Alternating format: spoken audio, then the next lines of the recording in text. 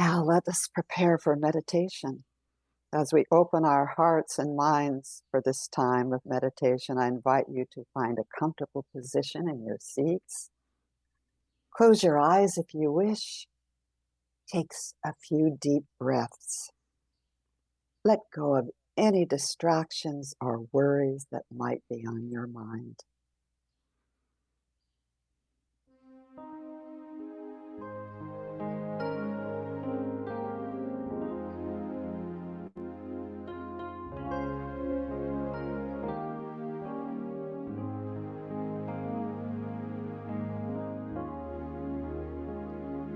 May I be filled with loving kindness. May I be well. May I be peaceful and at ease. And may I be happy.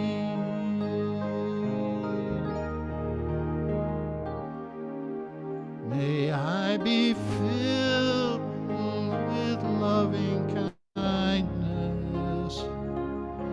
May I be well. May I be peaceful and at ease. And may I David and me. be happy.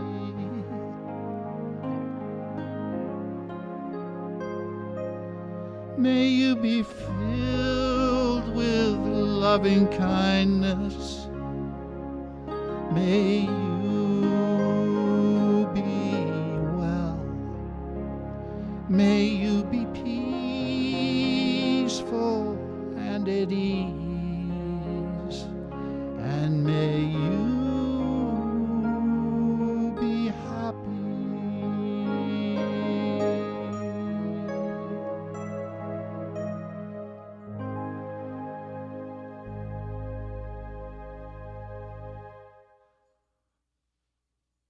So with our eyes closed, we sit in this beautiful sacred space, this container that has already been created for us.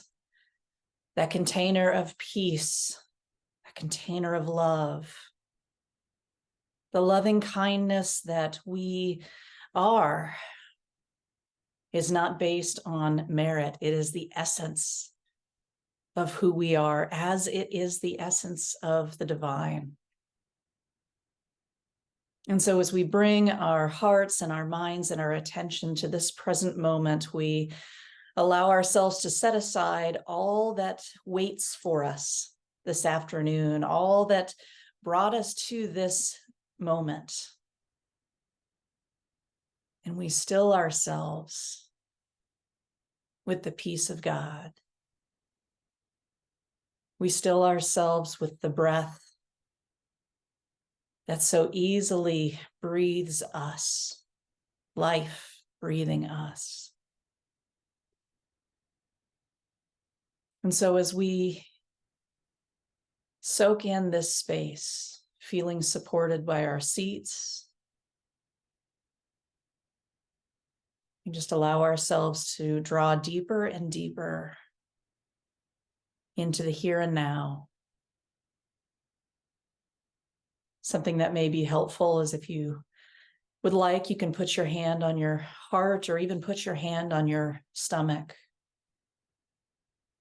and simply breathe.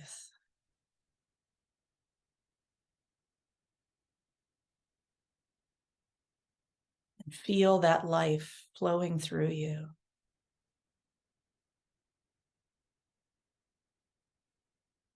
The breath that indicates there is more to be done.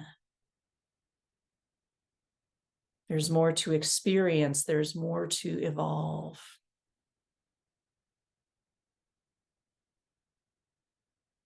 So let's just take the next few breaths here to reflect on that verse that Reverend Rich brought up earlier, Psalm 46:10, be still and know that I am God. We take that into the silence now.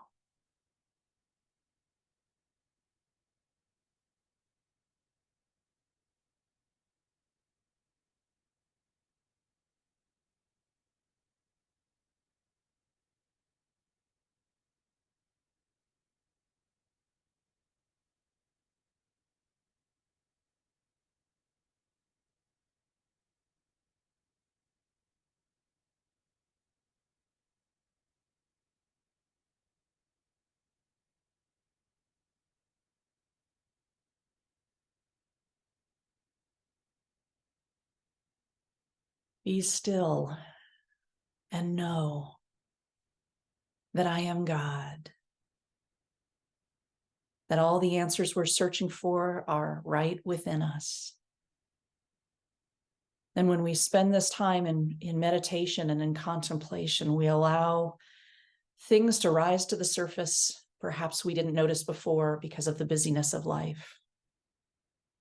And so we cherish this sacred practice and remember that it's one we can come to at any time. And as we now begin to return to this moment, we perhaps shift in our seat a little bit or feel your heart, feel your legs, anything that reminds you of this present moment. And I invite you to gently open your eyes when you're ready and look at the faces before you. These are the faces, and this is the face of God. And so it is. Amen.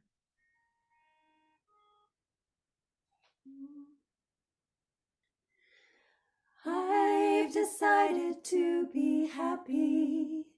I've decided to be glad. I've decided to be grateful for all I ever had. I've decided to let go of all this pain tonight.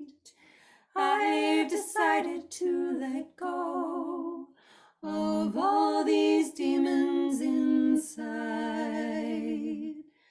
I know I am blessed. I know all I ever wanted was this. I know I don't need more. I've got what I came for.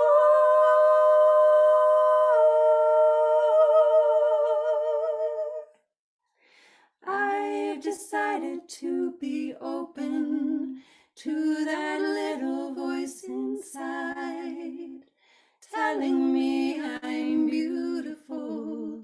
It's okay to be alive. I've decided to be kinder to myself when I feel sad. I've decided to be grateful for all I ever had. I know I am blessed. I know all I ever wanted was this. I know I don't need more.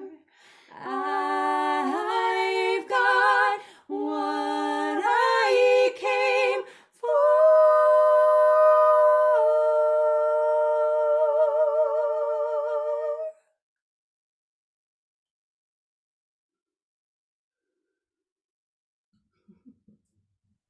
Oh my goodness. I think we should just take the offering and call it a day. That was absolutely gorgeous. Thank you both so much for sharing your, I have God bumps. It's wonderful. Oh, I'm so grateful to be here with all of you again.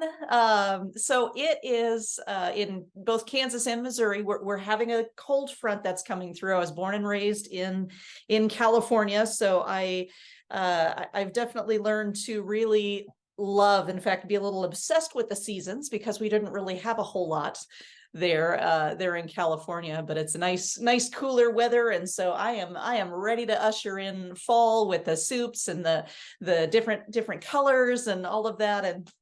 And I was thinking of one of my absolute favorite comedians, Jim Gaffigan. He has a absolutely hilarious sketch on fall, and one of the things he says is, "Oh, he's like the foliage. It's so beautiful." He's like, "Isn't it just gorgeous when when all the leaves just die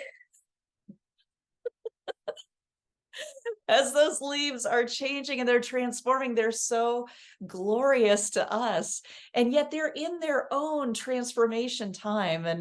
And so I've been thinking about growth. I've been thinking about seasons. And so my topic today, what's growing on? I wanted to talk about the parable of the sower out of the Christian scriptures. That was a passage that really spoke to me. And I want to acknowledge too that in unity we say there is one God, and whatever name you choose for God. I call God because it's the biggest name that I know, but there are so many different paths to God on this spiritual journey. And so I just invite you with the scripture here. If you're troubled by scripture, take what you can and leave the rest. It's just ancient wisdom that continues to bless us. And so with this parable, this is just basically Jesus taught in parables. That was one of his primary ways of teaching. And so what that is it's a brief allegorical story with a little nugget of wisdom in there. And so when we also know too that scripture is the story of the evolution of consciousness. So that's what I love. I love to be able to go back and through maieutic and other interpretation to be able to pick out wisdom from these stories and say, how can I apply that today? So that's what I'm hoping that we all do together today. So with the parable of the sower, there was a farmer who was out on his land, and he would scoop into his bag and grab these handfuls of seeds, and he would scatter them. And some of these seeds fell along the path, and the birds quickly came down and picked them up, and there were people and animals that were walking alongside that just trampled on top of them. So those seeds didn't make it very far, but they were dispersed. And then some of those seeds fell on the rocks, and those seeds were able to sprout quickly, but there was no depth for the roots, and the sun wasn't quite able to get in at the right angle to be able to help them grow. And so they often withered by the sun. And as the farmer continues to distribute seeds here, there are some that fell on a thorny area. And so while they were able to grow, they were still choked out by the thorns and the entanglement that was there. But they did grow, but they were limited in what they were able to produce. And then there was the good soil.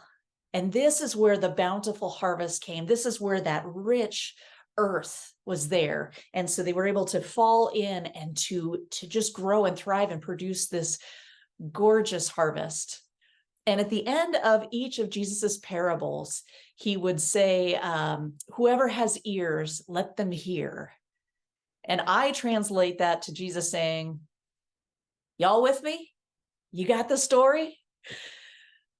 See, I had someone down at Unity of Houston, where I was for many, many years. When I was first coming in, he looked at me, he said, Jen, he said, you're good soil.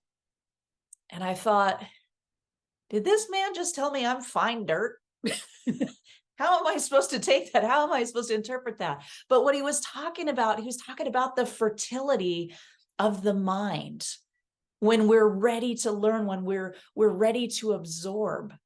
And that's where I was in a space of openness, of receptivity. So, I was good soil. And if you look, I know some of you are paired up. So if you are paired up, I invite you to turn to each other, or everybody look online to someone else and just mouth, you're good soil. Rich, you're good soil. Well, I don't care what they say about you. You're good soil. Yes, so we are all good soil. So seeds that are planted in fertile soil produce according to divine design. So seeds in this parable, they represent divine ideas of absolute truth. So it's that which is unchanging, that which is unrelated to limitation. And in absolute truth is the mind of God. So within that, in that seed that begins in the mind of God, then becomes an idea and then is expressed into the world and through the world as us. So we grow by incorporating spiritual substance into our consciousness. So I talked earlier about the different terrains in this parable. We talked about the path, rocks, and thorns, and fertile soil. So this, as we understand it metaphysically, we're talking about the terrain of our consciousness. So the path is one that is just often, we're not able to really let those seeds take root, and false beliefs and distractions and everything else in the world comes and kind of picks those seeds off, and there's really not that chance for there to be much growth.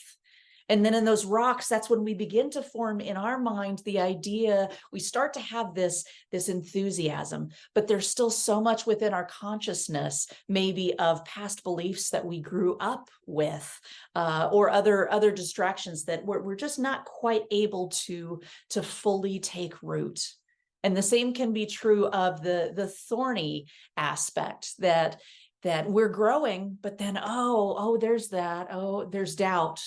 Oh, there's fear. Okay. And so these are the things that, again, there is this beautiful harvest that wants to come through for each and every one of us within our minds. So it's really seeing what that terrain is like. So when we're talking about that fertile soil, that's where we are right now, because each and every one of us is here by divine appointment, called to Unity Center of Davis in this moment. And so we are all that good soil.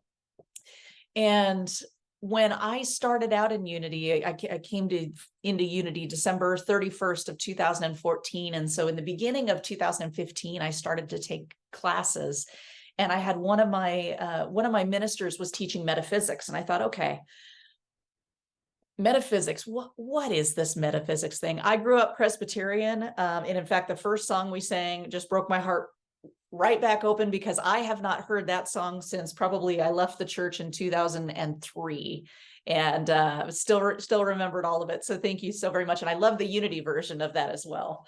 Just beautiful. But that was my squirrel moment. But coming back to in January 2015, when I started taking metaphysics courses, I came in pretty guarded and pretty wounded from some past rejection I had experienced with the church. And I was never going to set foot in a church again.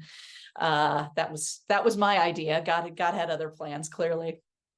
And so I asked a question that I really wanted to know the answer to. I don't even remember what the question was, but I asked this question, and the minister who was there paused, kind of took in my question, and she said, "What do you think?" And I was offended. I was offended and I said, "Well, you're teaching this class." I said, "What's the answer?" And I look back now with a little bit of shame that that was my actual response. I was perturbed that she didn't tell me what the answer, because nobody in my journey, in my spiritual journey and religious upbringing, had ever asked me, "What do you think?" Therein lies the answer. And I just remember that was so powerful. And again, that's because I was good soil. We all are good soil. And so our choices are what determine, our choices determine what thrives in our life's garden.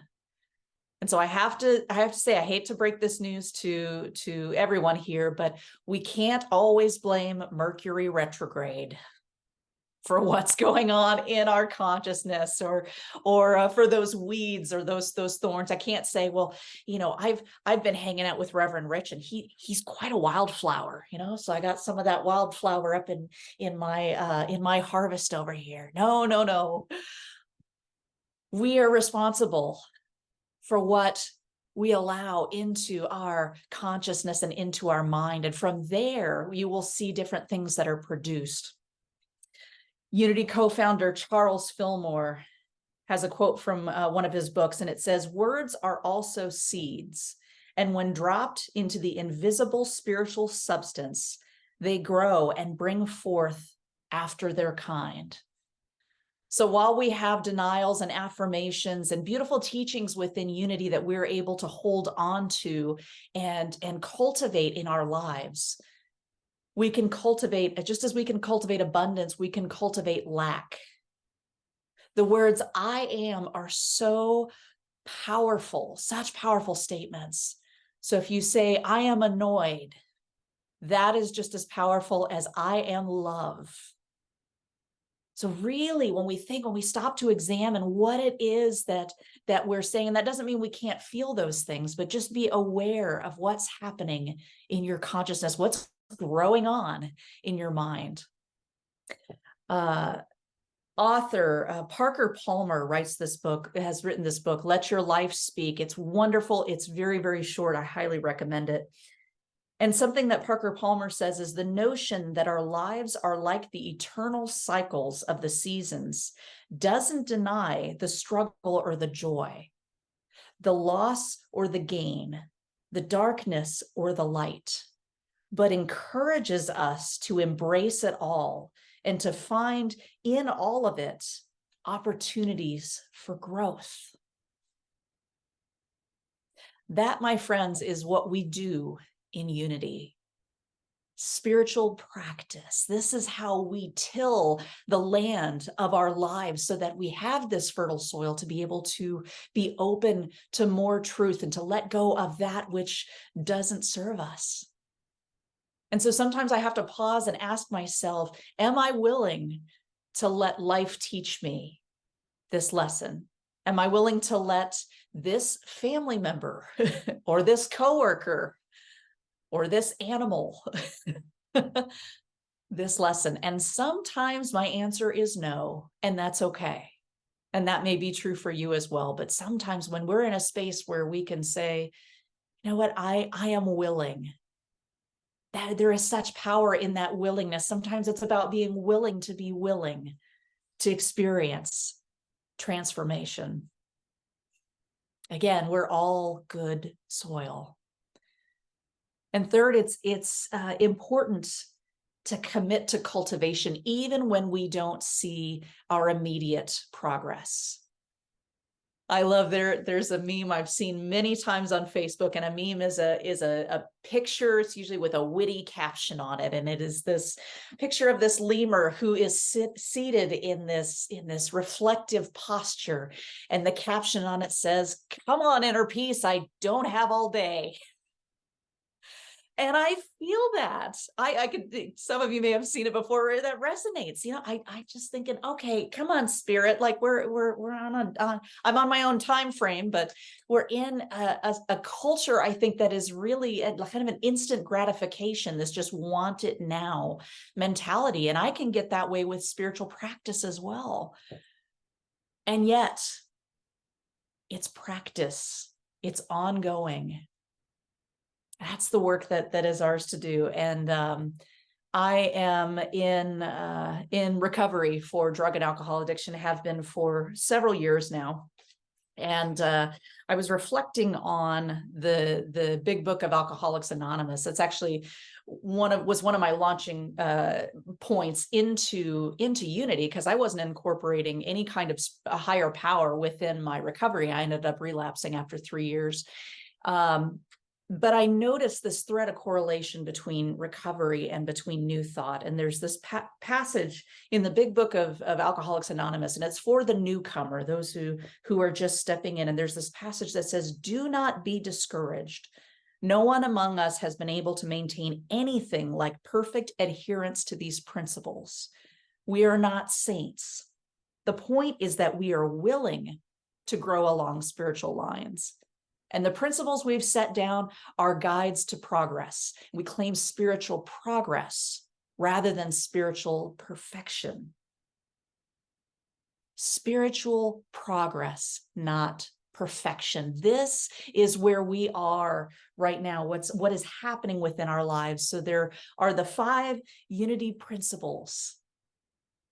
If we break them down in the most simplest form, it is God is, I am, I think, I pray, and I live. God is, I am, I think, I pray, and I live. And this, my friends, is how we till that land of our lives, is knowing these principles and sinking deeper in and letting go of any concept of perfection that may be out there. Also, with fall coming up, I had in mind that there are these little acorns, baby tiny acorns that I saw this morning. I also call these ankle breakers for obvious reasons. I don't know if you've ever stepped on these before. And in fact, I just dropped it, and we'll figure out where that goes. But I do have another one. So the acorns, every single one of these tiny little acorns has the potential to become an oak tree. Every single one. Mature acorns are these that are tan. Sorry, it's a little hard to see that there, but they're tan, and they usually fall off the tree around this time of year. But then you can also find these green acorns, and green acorns indicate that the tree is having a problem, or that it's in a stressful environment, or maybe the weather conditions are not as such that it doesn't get the point to be mature. I personally like to think my inside is a green acorn, because I'm pretty immature in some senses, but that spiritual practice for me is that tan acorn. And so with that, I just want to say that we are all born already equipped with all that we need in life. Everything that we're seeking for, there's an answer. We are that oak tree, and yet we're all going to look a little bit different. And so I just want to say that spiritual community, I like to say, I heard it this way and I've adopted it, but spiritual community is where we grow up all over each other. Where we grow up all over each other. So we are,